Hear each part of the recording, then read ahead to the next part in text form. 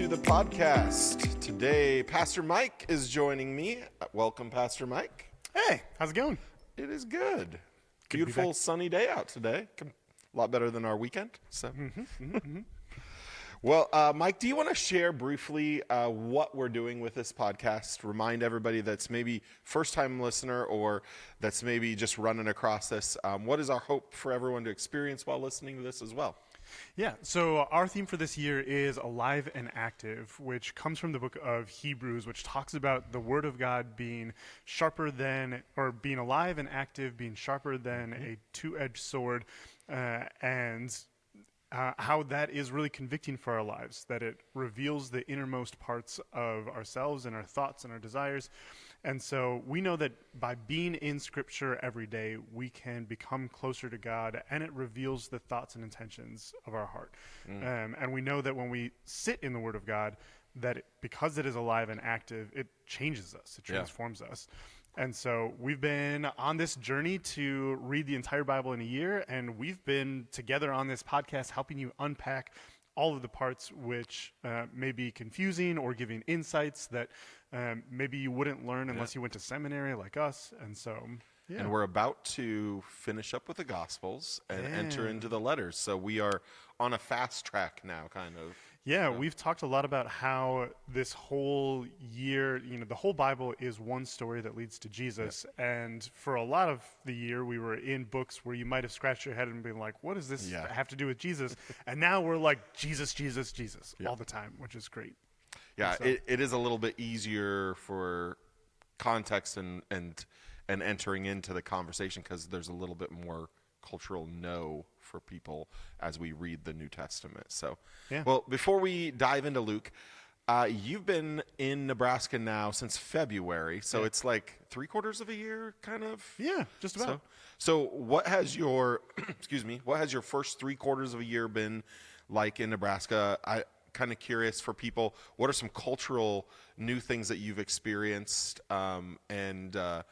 So one that I will point out is there was a chili announcement made, and Jamie references cinnamon rolls, which are obviously a part of chili eating, and you look over at me like, that's a thing? That's a thing? What? Yeah. So what other things have you taken note of?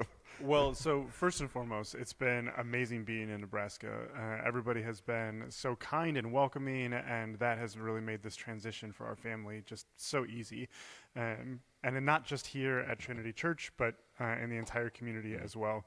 It reminds me a lot of growing up in Minnesota when I was younger, and like Nebraska nice is a real thing, which is really cool. But yeah, like some culture shock moments. One which is funny because you started our conversation today, and I don't even know if you noticed it. Shout out to George Madsen, but I noticed when we were having call committee interviews, we always had to spend the first like minute and a half of every conversation talking about the weather.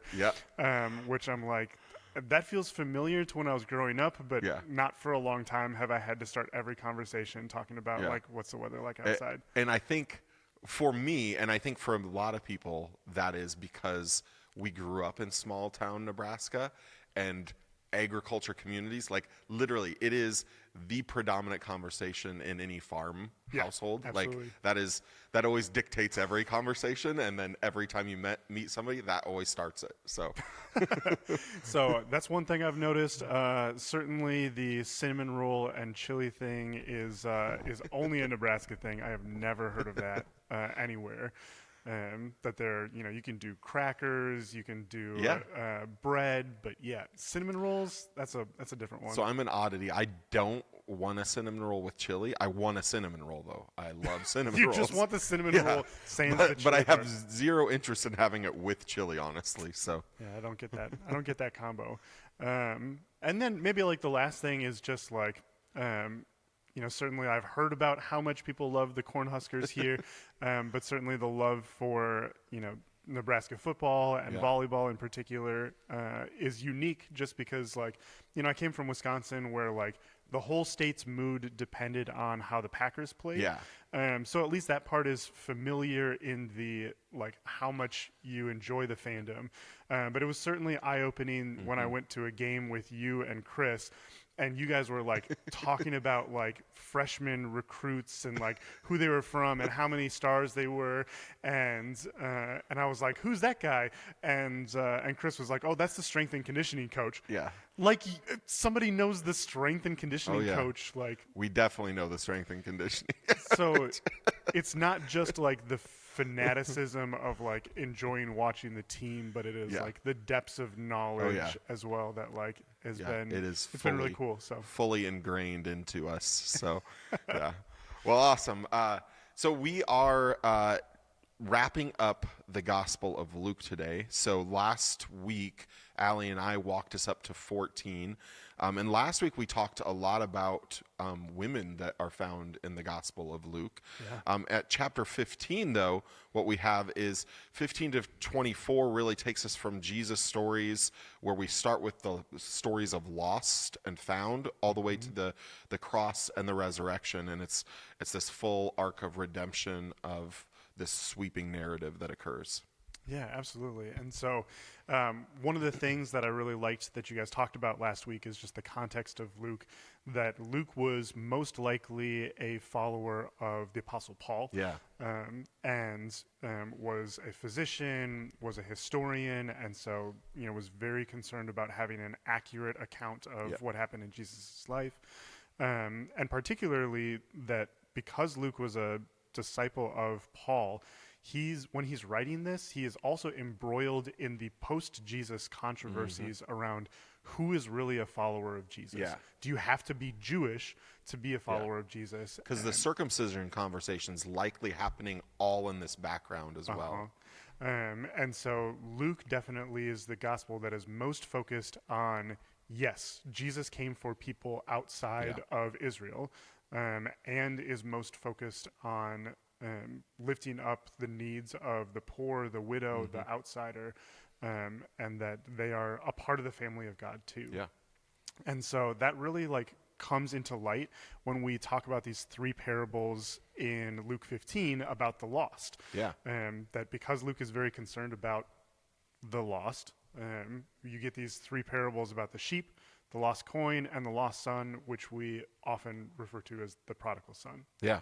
Now, the 100 sheep, one is lost, and I there was a song 20 years ago plus that was leaving 99, beautiful song talking about how Jesus leaves the 99, and it's this play on this story of the shepherd leaving the 99 because he cares so deeply for one that is lost. And then we have the 10 coins and one is lost. And the more recent, like, super popular song Reckless Love, which also has that same theme that he leaves the 99. Yeah. And that's just a part of the deepness of his love for us. And so, yeah. So the lost coin, then we have the big story is kind of the prodigal son, the two sons. One is lost, is how we understand it to start. Is there's one that's clearly lost, and obviously there's a whole other thing that happens in the midst of it, but it builds to this emotional crescendo of the father and son reuniting. Okay, I do have to share a little bit of nerdiness around the story of the prodigal son. That how this story gets read in many ways is very highly culturally contextual. So one of the things that really opened my eyes is the ways that we read the prodigal son differently. That when you think about this story and you read this story, why is it that the son who goes away is left destitute? Because he wasted it all. Like he uses it. It's a very American answer. Yeah. So the majority of Americans, when they read this story, they say, oh, he failed in his personal responsibility. He had this money, he wasted it, and that's why he's poor. Yeah. What's interesting is that in other cultures, they read it very differently. That other cultures pick up on the fact that there's a famine. Oh. And that the famine in the land is Impacted. what impacted like his ability to be self-sufficient. Yeah. And in other cultures, it's the disconnection from family. Like his community failed him because he falls into poverty, and he has no community, he has no family. He has no one to lean on anymore. No one to lean on. Which I just find it interesting. Yeah. It reminds me that like our culture and how we read things is very contextual. Yeah. But I do think that there are some universal points to this story. Yeah. One which is that you have the father's response to his lost son. Yeah. Which a very powerful moment. Very powerful moment where the son is coming back, and he has this whole speech rehearsed in his head, wrestling through his own guilt. Wrestling through his guilt. He's like, man, I'm just going to say, like, if you'll take me back as a servant. Yeah. And his father runs towards him, which would have been like a shameful thing to do in the first place, embraces him, orders him to have like a robe and something put on his finger, and then orders a feast. Like, clearly he's really excited for him to be back. But then the other universal part of this story is the reaction of the other brother. So what's going on there? Yeah. So this other brother, his response to the lost son, or what we refer to as the lost son, the son that had gone away, because he ends up focusing on, well, why would you welcome him back? Why would you celebrate him? He has gone and squandered, wasted it all away, and has really, in a way, disrespected you, Father, and the family. And so this whole experience of the son being bitter about the other son's return really builds into, like, for me, whenever I hear that, I think of what is our church or the church's response when somebody who's been far off and distant and displaced and maybe even deep within sin shows up at church. Like, what is our response? Are we rejoicing, or are we like, well, they haven't been around, so like we need to think of ourselves first, type of thing? Because that is oftentimes, unfortunately, the insider church response is not rejoicing. It's, well, maybe they probably haven't been changed either. Like that's what we always caveat with. So it's not a great place, but ultimately it feels like the lost son is actually the elder son. In some ways, yeah. Well, and I think one of the main points of this story is that the elder son actually misses out on the party. He boycotts the party that his dad is throwing for his son because he is spiteful and resentful for this lavish love that his dad is showing to his younger son. And Jesus is telling this story to a bunch of Pharisees, basically saying, like, look, God is doing something amazing, that God is celebrating people who are lost coming back into the fold, coming back into my kingdom, and you're missing out on it by saying, man, we've been here the whole time. And you're angry about it, yet you're not joining in on the party and the celebration and the rejoicing. Yeah, and I think Luke really highlights the heart of God, the restoration of sinners. I think that's so key in what we're reading, that the God who searches.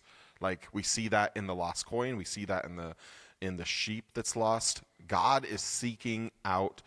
One of those references is the great hound of heaven, is kind of an old school reference of God is a dog that's a hunting dog, and he's hunting us down, trying to recover us, restore us, and bring us back into the fold.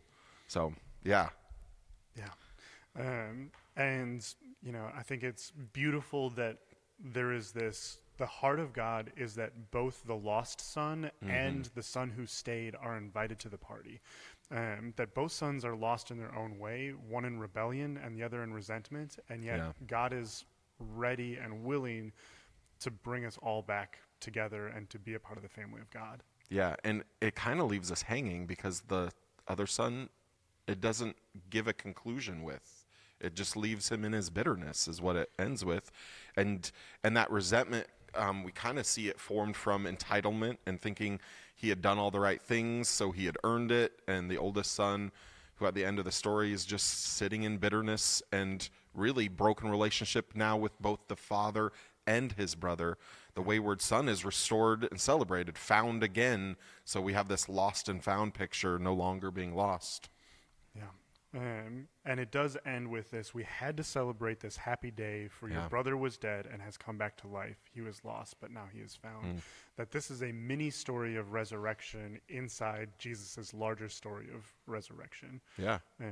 That there is both a social and spiritual resurrection along with a bodily resurrection that we experience later.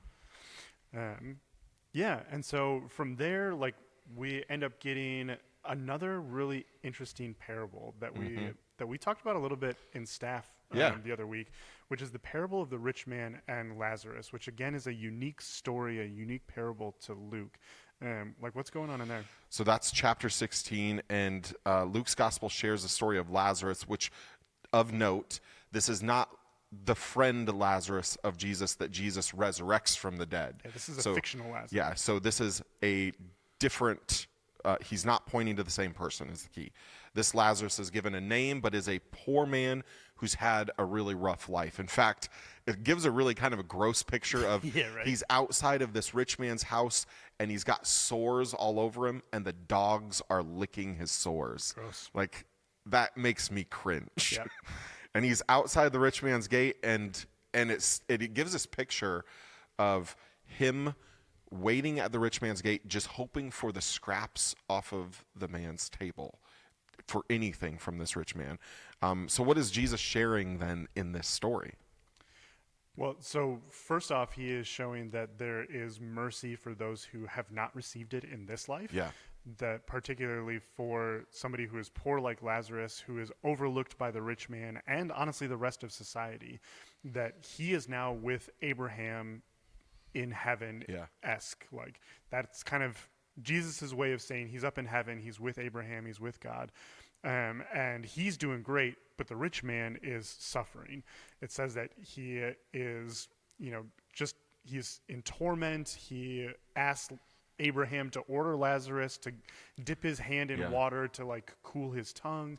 Like, make him a servant still for me. I know. It's so fascinating that, like, even in death, the rich man still sees Lazarus as lesser than him and worthy of serving him, even though he's with Abraham. But Lazarus is with Abraham, and the rich man is struggling. And so, it's one of those things that I think it's really interesting, the response that Jesus gives to the rich man.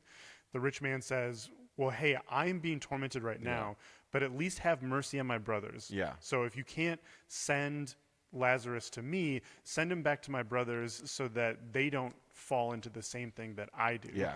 And Abraham responds like, man, they had Moses and the prophets, they had the law. They've all come already. And if they didn't have ears to hear then even if somebody rises from the dead, they're still not going to listen. Ding, ding, ding. Little foreshadowing there. What's he saying there?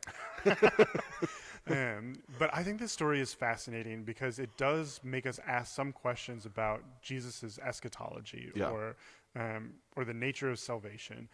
I think there's a lot of people who have gone to this story and have used this as, like, proof of hell being a place of torment. But interestingly, I think sometimes that skips over the hope and the promise that for people who have a really tough life now, there's hope. a hope and a promise of salvation and something better in the next life. What kind of things have you taken away from this story? So one thing that for me that is kind of interesting is that language around the scraps at the table. Actually, it's interesting because it has a lot of similar language to the woman having the conversation with Jesus of saying, well, even dogs receive the scraps at the table. And Jesus, and I think we talked about this maybe a couple weeks ago. Yeah, in Mark. About that. Jesus said, basically in reference, people would say, oh, Jesus called her a dog, which he didn't. But it's that same reference, and it's this open door of, like, I care for the Syrophoenician woman, and I care for this man who's had a horrendously bad, difficult, suffering-filled life, and yet I care for him. And we see that being played out of he's now experiencing bliss is kind of the concept. The reference a lot of times is Abraham's bosom is the language, which is weird for us. It's weird for us, Yeah. but like, I think it's meant to mean bountiful as well, and like a space of all your needs are cared for. And that's kind of the picture. And so there's this conversation with Abraham, Lazarus, and this rich man. And then Jesus drops the line of, even if somebody was to rise from the dead, they wouldn't believe. And that shows ultimately a hardness of heart. yeah, An inability to hear, or in this case, see a risen person and respond in the way that should make us respond. Because we could say the same thing about the other Lazarus as well, as Jesus rose him from the dead, and what was the response? there's a lot of people who are like, man, we got to get rid of this Jesus guy because he's becoming too famous. Yeah. And why don't we re-kill Lazarus? Yeah. So Right. I forgot about that they also are like, maybe we should kill Lazarus too because he's becoming too famous. it's like, well, I'll rise somebody else from the dead, then I will rise from the dead. And yet still hardened heart and inability to hear and receive. And so I think some of this story is also a reminder to us that we can't really change that. That's something the Holy Spirit, I think, has to do, is open our ears to hear and soften our heart and change our heart. But it's a condition of who we are. Yeah. And honestly, that's a really good lead in to the next few chapters in 17 through 19, because Jesus really deals with this hardness of heart through a couple of different stories. One, which is through gratitude. You have this story of 10 lepers who get healed by Jesus, but only one of them comes back to say thank you. Yeah. Which is interesting that, like, even when God blesses people, like, we're slow to like go back to the source and be like, oh yeah, that was God being good to me. Then you have another story where Jesus has this parable with a tax collector and the Pharisee. And he tells this parable about two men who go into the temple, and the Pharisee comes into the temple and says, God, thank you for making me not like this tax collector over here. And the tax collector, like, beats his chest, can't even look up to heaven, and says, I'm a sinner, like, I repent. And Jesus is like, one of these two men went home justified in the eyes of God, and the other one didn't. And so, the softness of heart starts with gratitude. It starts with humility. And then the last one is the story of Zacchaeus, a real story, not a parable. Which is a far more well-known one than some of these others. The other two. And so Zacchaeus is the chief tax collector, and it says he's become very, very wealthy collecting taxes. We talked a little bit about this on Sunday. But there's this moment where he's really curious about seeing Jesus, so he goes, and he's too short to see over the crowd, so he climbs up a tree. Sycamore tree. See? If you know that Sunday school song, if you know, you know. A wee little man. But Zacchaeus climbs up in the tree, and Jesus points him out and is like, Zacchaeus, come down. I must stay at your house today. And like, it's this personal and urgent and like joyful, like self-inviting himself over to Zacchaeus' house. And here again, we see kind of this lost pattern again of Zacchaeus being lost and kind of broken because he's taken advantage of people. And yet Jesus seeks him out. Like, although Zacchaeus is also like curious and seeking, but Jesus actually comes to him, calls him, and finds him and invites himself over to his house. And then the rejoicing happens, because Luke shows us this picture of the kingdom, and it's not about status or rule, but keeping in this picture of grace and transformation that happens. So you just preached on Zacchaeus Sunday. So how he was called in the midst of this Zacchaeus changing his life and all this that we see happen. But you pointed out that it's different than the Matthew story, the tax collector, both tax collectors. But they're called to two different ways of responding. And so do you want to just refresh us what you kind of shared on Sunday about What was the difference between the two, and how does God call them differently? Yeah, so this past Sunday we talked a little bit about how we respond to God's call on our life. And when God softens our heart, and Zacchaeus has this amazing moment which he says, like, hey, I recognize that I've cheated people, and I will give back half of my wealth, and if I've cheated anybody, I will give them back 4 times as much as I took from them.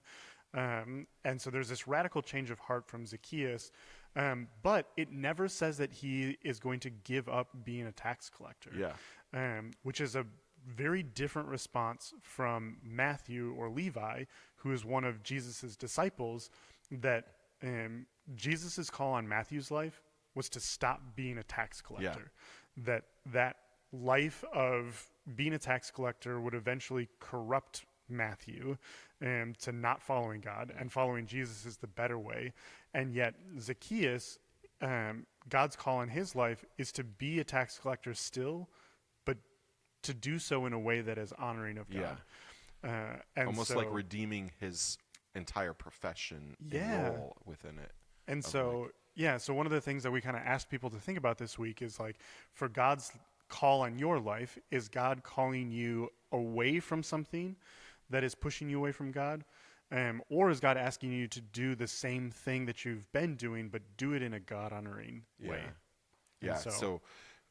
And that, like, and I think this comes back to each of us, like, in our own work and things that we do in life, what is God speaking into that? Is he saying, hey, this is a space that you need to maybe just be more intentional about how you interact with people, how you care for people in those spaces, love people, doing it honestly and with integrity, and bringing joy to those places that you work, and bringing God's presence into those spaces, being really the light of Christ in this world? Or is he calling you, like, this is just not a place that you can thrive and be faithful?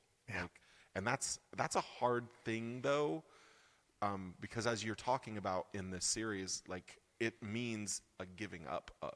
You got to give something up that you're used to. That's not, as you talked about, sometimes that's identity for us. And so that's really hard to actually hand that over. And so that's what we'd love to hear, if you're wrestling through some of that. And if you ever need somebody to talk to through that, if those are things that you're wrestling through right now based off of the sermon, definitely reach out. We'd be happy to have conversation to help walk you through some of that. So that's the story of Zacchaeus, being redeemed, how his heart and life are completely transformed by God's mercy. And then we get to chapter 19. Yeah, where we have the triumphal entry, and we've seen this story happen in Mark and Matthew already. But one of the things that Luke stops upon is weeping over Jerusalem.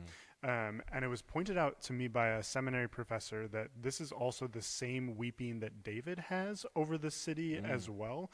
And so I just thought that was a interesting parallel, that, like, you know, there's many ways that Jesus is the new David, is the new Moses, is the new Elijah, but then also just something completely new at the same time. And so eventually we get the triumphal entry. Jesus weeps over the city. You have the Last Supper, Judas's betrayal, and the crucifixion.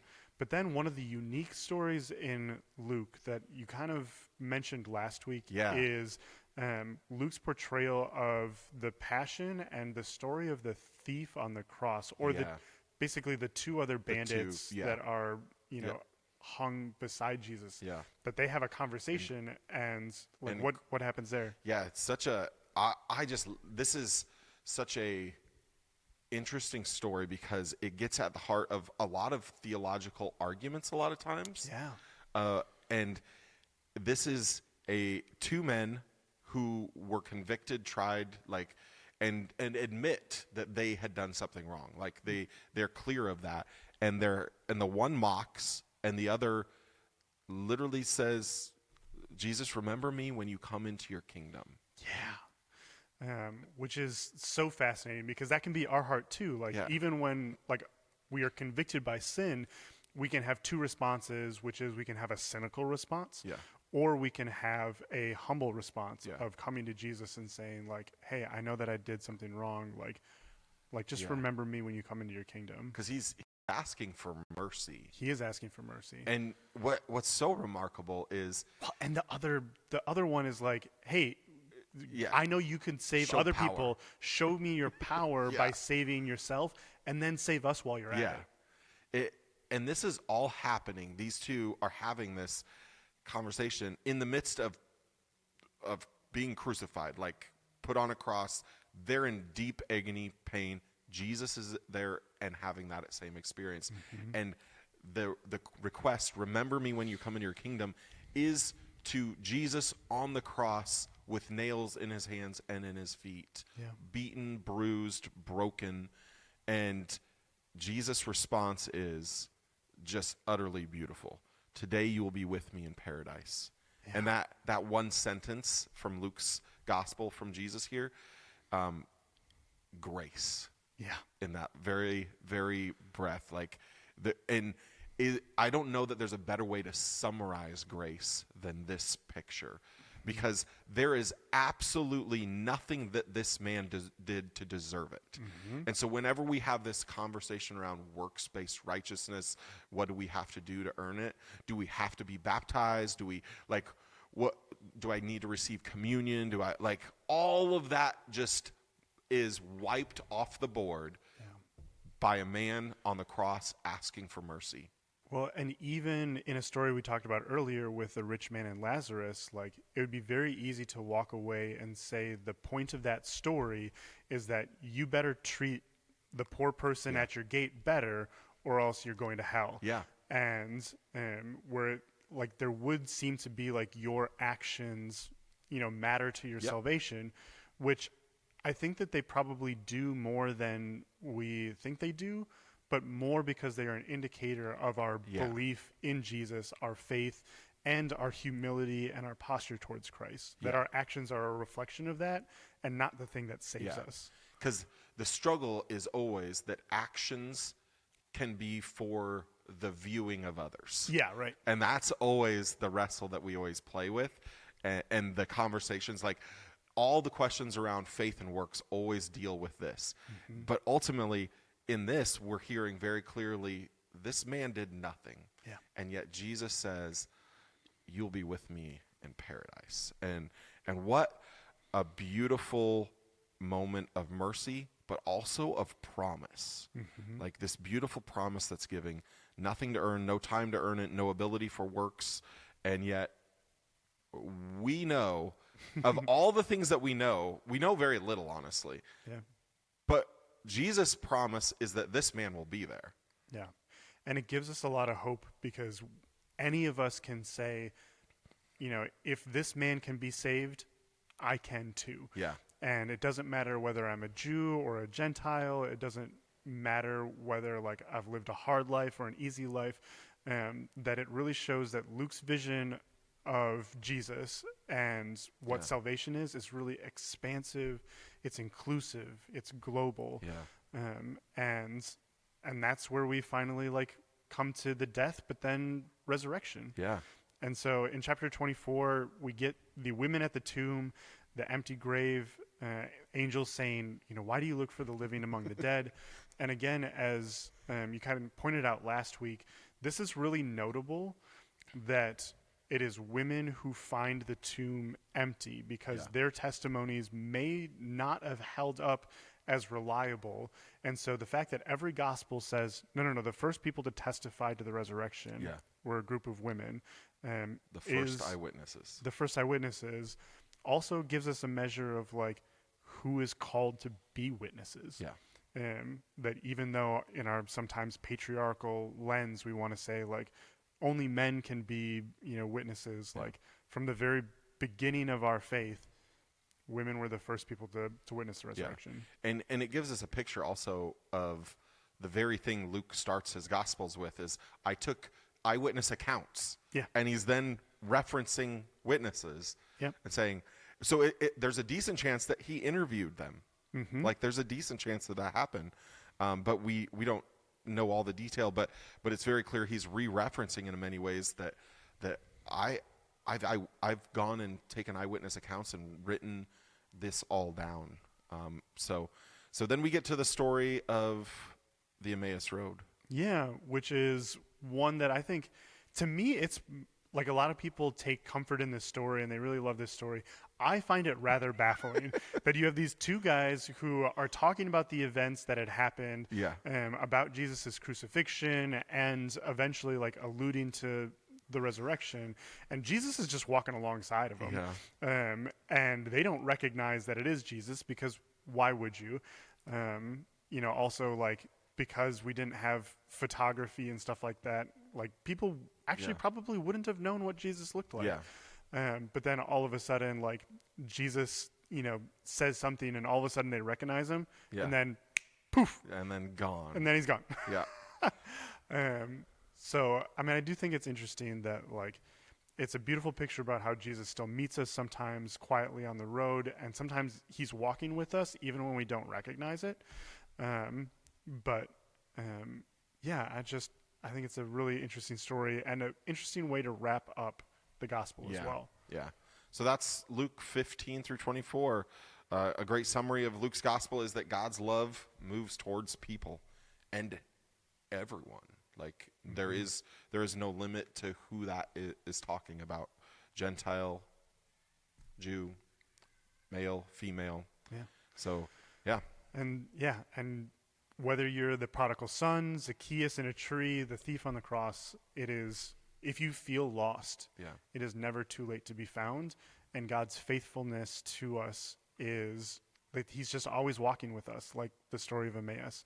And so, well, thanks for joining me today for the Gospel of Luke. We're so glad you joined us as well.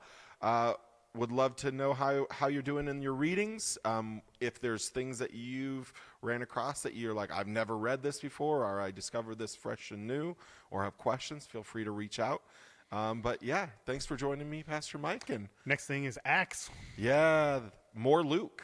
More Luke. So see you next time. Have a great and blessed day. Bye, guys.